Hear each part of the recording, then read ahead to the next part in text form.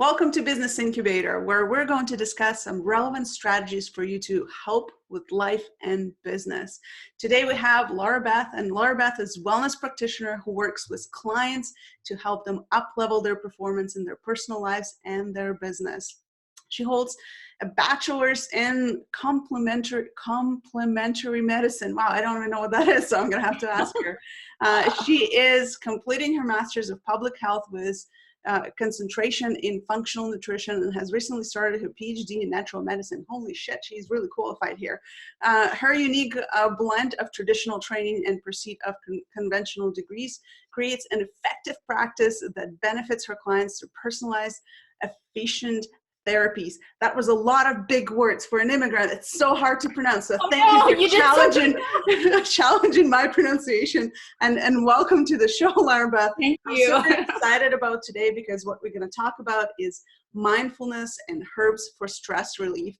Yes. And right now is more than ever, stress is high and people need some tools and resources on how to deal with that. So tell me more about how does mindfulness and herbs play into relieving stress? I mean, what does it even mean? Well, so a lot of people say, well, I don't understand why sitting around and meditating for 20 minutes a day would make any sort of difference with my brain. And the important thing to remember, especially when it comes to mindfulness and that piece of the puzzle, is that it's just like a workout. If you don't work out every day, you're not going to be able to run the marathon in 3 months. You know, if you don't bench press like you want to bench press, you're going to lose it, and you're going to have to start over and start working harder to get to that point. Your brain is the same way. Your brain is trained. We have exercised certain pieces of our brain. We are naturally inclined to exercise those pieces of the brain to do a certain thing. And when we find ourselves in these situations where we're a little bit more isolated, we have more time to think, our brain is going through all this almost survival mode type, what if, did I wipe that doorknob? Did I get enough rice and beans? And what we have to do is we have to use these different techniques in the mindfulness side of things to help us learn how to stay present in the moment. Right now, I am alive. Right now, I am able to refocus on my work and really make a difference for people. You know, what we do and as small business owners is so important right now for people. We cannot get caught up in our own brains and allow it to take us away to where we're not able to help other people. The herb side of things is a little bit more concrete. There's a lot of different herbs that have been studied to kind of help people to relax and to focus. So a lot of the times I have people come to me and they will say, my brain's going, I can't think, I keep skipping words, I don't know what's wrong. And I'm hearing it even more right now. Right now, I'm hearing it from a lot of people. They're like, I feel like I'm losing my mind. And what it ends up being is stress. Stress levels will cause you not to be able to parse through your brain and remember the things you need to remember, or think about that word that's just stuck. And you're like, it's a simple word, but it's stuck in my brain. And when we have herbs that can help us to relax our stress levels, then we will have better control over our thought process. We'll make better decisions in our business. The study of psychoneuroimmunology, which is the study of how we react to our emotions and how our nervous system, based on how we react, actually helps our immune system. So even just reducing your stress level helps your immune system as well. So there's a lot of stuff there that can be done, and it's relatively inexpensive. You know, you can go to the store, buy yourself some tea, and, you know, drink a cup of tea every day and have just a moment to kind of stop and recenter. And that makes a big difference for people. Yeah. So what are some of the herbs that we should stock up on? Hey, you know what? I went to a store the other day, and I was just looking for some like alcohol wipes or something, really like something from a screen, because it's all like, you know, covered in fingers, and it's sold out. So let's sell out some herbs here.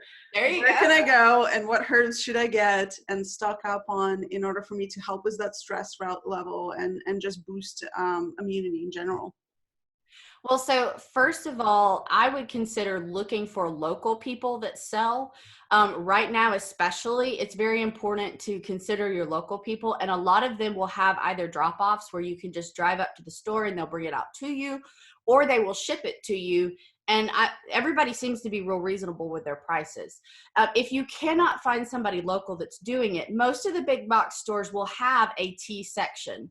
So, you know, the Walmart, the Target, the Publix, wherever you're close to, if you don't have local people, you can go in there and just buy some tea.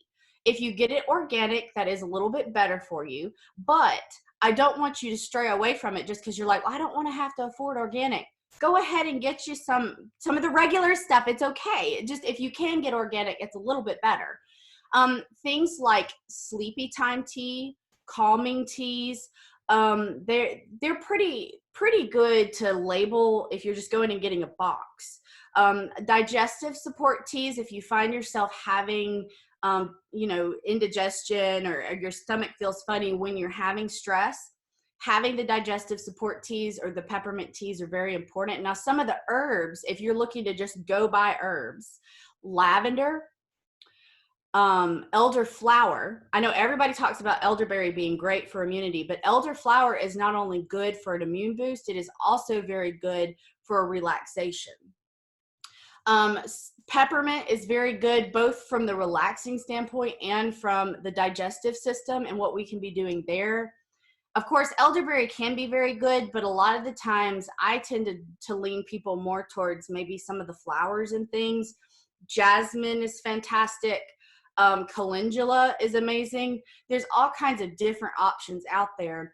And if you go and you say, well, I'm not really big on the floral stuff, I really want something that's a little more earthy, maybe look at the mushrooms. Reishi mushrooms, amazing in this kind of scenario. Cordyceps is also very good.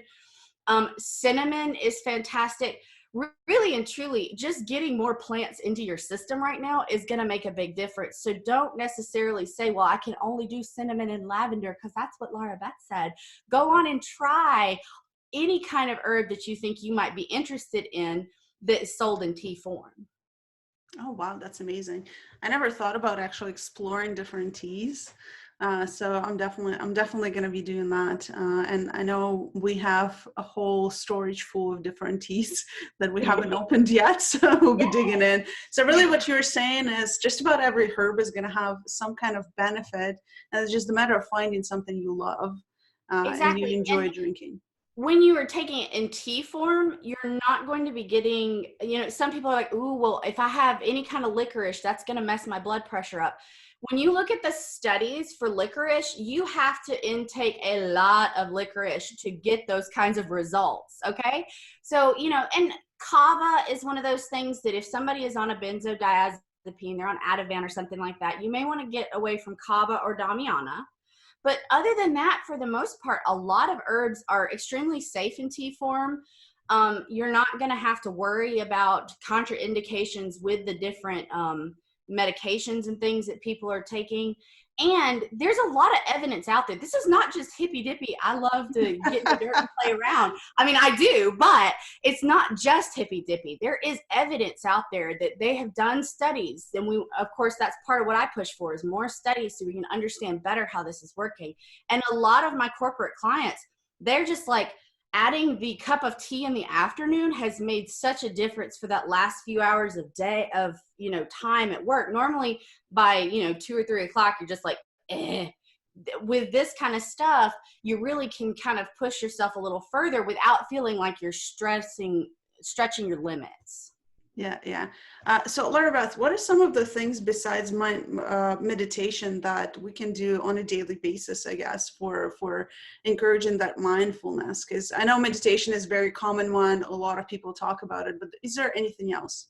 Yes. So first of all, when you are doing mindfulness-based meditation, it's not the same thing as just totally clearing your head. Oh, okay. Yeah, I know. This is everybody's like, I can't stop thinking. That's okay. In mindfulness meditation, we are more focused on observing the thoughts. Mm-hmm. So almost like you're watching your thoughts on a movie screen. And if you find yourself getting caught up in those thoughts, then you bring yourself back to your breath. You pay attention to those deep breaths that you can take. and then start observing your thoughts again. We're not trying to push the thoughts away. We're trying to more or less observe our own thought process. And then once you've been doing that, you don't even have to do it long, 10, 15 minutes a day. For a few weeks, you'll start to see a big difference. But when you're doing that, then you can apply that to the real world. They kind of call it, I've heard people call it informal contemplative practice, which is just a fancy way of saying that I'm going to be mindful in my everyday work. So washing dishes is a very mindful activity, and it's specifically because you're bringing all your senses into something that you're not having to think through. Like chess is not going to be a mindful activity. You're thinking 3 or 4 steps ahead, like that's not mindful. But washing dishes or cleaning your house is, because you're feeling the water, you're feeling the dishes, you're seeing the water, you're seeing the dishes, you're hearing the water splash on the dishes, you're hearing the different sounds that each of the dishes make. I mean, a fork hitting something is going to be different than a mug clinking up against something. And the smell of the dish detergent. You've got all your senses that are focused in on this one activity. And if you pay attention to those senses, it brings you into the moment. You're no longer wondering about what the COVID numbers are going to be in 3 weeks. You're no longer wondering if you shouldn't have gone and gotten toilet paper yesterday. Like, there's none of that. You are focused in that moment, and it gives your body a chance to really settle back down. And the same thing can be done with tea. That's why I keep talking about tea. If you brew yourself a cup of tea, take the time to notice the sounds of the tea, of the water boiling. Notice the smells coming from the teacup. It is a very visceral experience if you put yourself in that moment and stop all the outside noise and just focus on those senses for that moment. Yeah, amazing. I never thought about doing dishes as a mindfulness. I know, right? Usually it's more like forcefulness, but right. I definitely love the concept of really paying attention and digging in, right? Fantastic. So for those of us who want to connect with you or want some more resources, where can we find it? I am at naturalwellnesstransformations.com. My Facebook page is Natural Wellness Transformations. There is a group. If you go to the Facebook page, click on visit group, you can get in that way.